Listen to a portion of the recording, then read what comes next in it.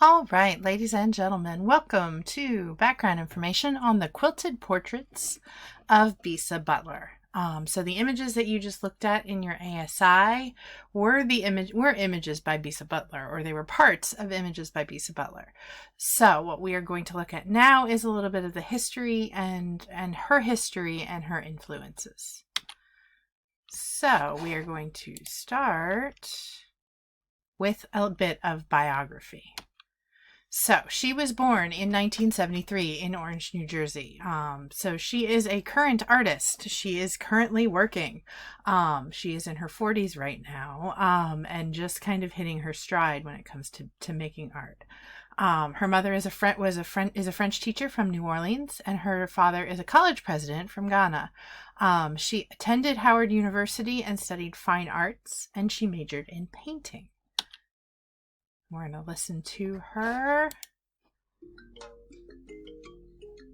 talk about her art. I was an art student at Howard, trying to find my way. I was painting. My paintings were flat.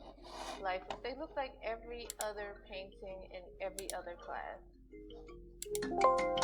Al Smith, my professor, told me, use your fabric in your artwork. So I started gluing pieces of fabric on a canvas. You can imagine how awkward it was, but I found a way because I admired Romare Bearden, and he was using collage. He was using fabric and paper and bits of newspaper and gluing them onto his pieces. And I brought a glued collage / painting to class, and everybody was like, wow. I had really good professors. All my professors were straight out of the 60s, Black Power movement. They wanted us to infuse our work with life and not go for the European standard of painting, which they would have done in schools prior to 1960. Got married 1 week after school. I had a little daughter 6 months after that. And with my little girl around, I couldn't stand the smell of paint. And I took a little quilting class where we had to make a little oven mitt-sized quilt about this big, and then that was really the turnover moment, because I was like, I don't need a canvas, I don't need a board, I don't need paint, I don't need any of those things that are making me sick. I can just... So, as she just said, and I just cut her off a little bit, sorry about that. She took a fibers class when earning her master's degree from Montclair University. She earned her master's degree in art education, and she was an art teacher in Newark Public Schools for about a decade. She'd been exhibiting her work since 2004, but it was only recently, about 2015, that she was picked up by more galleries and started doing shows in museums, and has started since then been doing bigger work, since she's not working on her own time in her basement anymore. So her artist statement, I copied this straight off of her gallery site. So I'm not going to read it word for word, but you can feel free to read it. She writes very eloquently. So she's telling a story. Her artworks are telling a story. They're telling the African American story of American life and American history. So since she is part of a community that's been marginalized for hundreds of years, their history has also been marginalized. So the history of her people is not necessary, I'm trying to find the right words, and maybe I'll just read hers. Her subjects are African Americans from ordinary walks of life who have sat for formal family portraits or have been documented by passing photographers. Like the builders of the White House, they have no names or captions to tell us who they are. So her history is hidden. And so she has been kind of taking those images and trying to find it. And so if you look, and this is an example of how she does her work, and we're going to watch her talk about it in a minute. She finds these old vintage photographs, and then she turns them into her big, larger-than-life images. So she's copying from photographs, and she's taking, for example, these 4 ladies are ladies from, I don't remember which college, but they are all 4 African-American women who are going to college. But nobody knows who they are. Their picture was just taken by one of the war-era photographers. So their photograph is famous, but they are not. And so she's kind of taking that history that's there, that's hidden, and trying to make it more visible. And we're going to watch her talk a little bit more. Do attract me are vintage photography. African Americans who look like my family members. African Americans who remind me of my aunt, who remind me of my grandmother. So the photos that inspire my artwork now are people who they're either larger than life figures, like I have a piece of Frederick Douglass. So these are people I've heard about my whole life.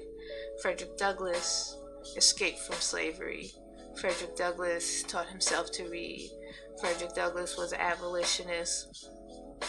Frederick Douglass worked with 5 sitting U.S. presidents. So this man is larger than life and was thought of as a folk hero, although he's a real, actual United States American hero. And some of my artworks are people who are unknown to me altogether, but there's something in them that's calling out to me that reminds me of something or someone. Okay. So, her materials. She uses a variety of pattern fabrics, which she carefully selects to reflect the subject's life. So sometimes she'll pick patterns that have to do with something about the person, or sometimes she'll pick the material that has to do with the person. For example, her portrait of Nina Simone is made of cotton, silk, velvet, and netting, because Nina Simone was kind of a famous singer, so she would be wearing things like silk and velvet and netting. Jean-Michel Basquiat was a 1980s graffiti artist from New York City. So the fact that his portrait is made of leather and cotton and vintage denim kind of tells you something about him. She also frequently uses African American wax printed fabric, kente cloth, Dutch wax prints, and mud cloth to tell about her figure's history. So for this image here, some of the cloth, I believe it is the cloth that is over their heads and over their bodies, that kind of gray cloth, is a mud cloth. So the way the fabric is made, or where the fabric was made, tells you something about the figures that are in it, and not just the patterns that are on it. Okay. Where? Sorry. I'm an artist. I work primarily in textiles. This came about because I was in school and I was studying painting. My grandmother was ill and I made a portrait for her. And when I finished the painting, I turned it around and I was like, Grandma, what do you think? And her face kind of fell. I was really crushed because I was like, oh my God, but this is the way I saw her. And I talked it over with my aunt and my mother, and my aunt said, your grandmother sees herself as 30 years younger than what she is. So I was like, what if I made a portrait quilt? I gave it to her, and she loved it. I could feel some energy in the room that something new was happening. The initial start is, who is it going to be? And then after you choose that person, choose your color scheme. And the color scheme is based on what you feel about that person. People have color around them, in them, that is not evidently visible to the naked eye. After all of that sort of internal process, then I actually have to start sketching. And then that sketch is what I use to cut all those little bits of fabric up. I don't use any computer programs because I feel like my sketch is my impression of this person. After I've laid out everything, then I get to the sewing. Although it looks intimidating, that's actually the fastest part. Considering the 300 hours would be something that took me maybe a month to put together, then one day of sewing is I feel like I'm on this amazing roller coaster when I'm stitching. A piece that I just finished is of Frederick Douglass. And Frederick Douglass has always been Okay, well, she talks about Frederick Douglass again a little bit more in that video too. So if you want to go back and watch any of these videos, you can. They are all linked in our module. So her colors were influenced by her professors at Howard University. She affectionately calls them Kool-Aid colors, because they remind her of Kool-Aid. But it's those kind of bold reds and purples and teals and kind of those bold colors, the colors that you would find in a Crayola bold pack. Um, and as you can see, and I love the way she talks about color. I think that's one of the reasons that really attracted me to her as an artist to talk about with you guys, is how she talks about color and how she looks at those faces and really does that kind of value study. So we are going to talk about value and how the values show up in her faces to make our own. All right, so now we're going to talk a little bit about her influences. We'll start with the oldest first, Romare Bearden. You heard her talk about him a little bit in that first video. He is an African American artist who worked in collage in the 1950s and 60s. He tried to foster unity and cooperation within his community through his artworks. He did a big series of portraits where he was collaging fabric and newspaper clippings and paintings and all sorts of things to make his collages. So you can kind of see where her influence is there. Faith Ringgold. She worked in New York City in the late 60s and early 70s. She started as a painter and eventually moved to creating quilts. So you can also see where the influence is there. She, for a similar reason as Bisa, she chose to move to quilts so that she was working in a medium or a media that is more historically of her culture. There is a big history of African American women and quilting. And she wanted to move away from that European painting tradition. So she was still painting, but painting with fabric, kind of like how Bisa is. So Bisa found a lot of inspiration in Faith Ringgold. Kahinde,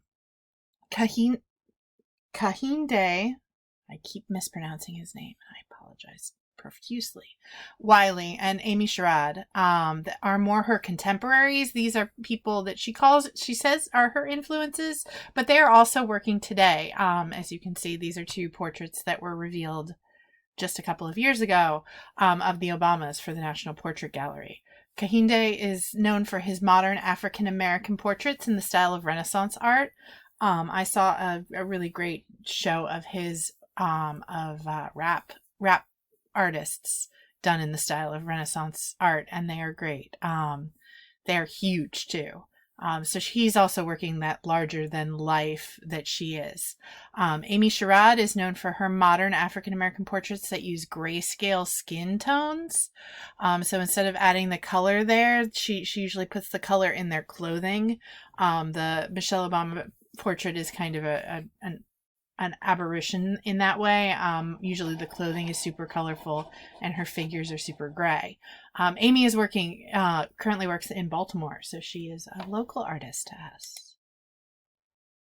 And so, if you like the work of Bisa Butler, she is a current artist. So that means you can go follow her on Instagram. So I started following her this summer. She doesn't have a lot of new art, as you can tell that it takes her a long time to finish a piece. But she does often post some of her older pieces and clips and images of close-ups of some of her older pieces. So that is Miss Bisa Butler. I hope you took some good sketch notes. And we will be moving on to making our own Bisa Butler style portraits.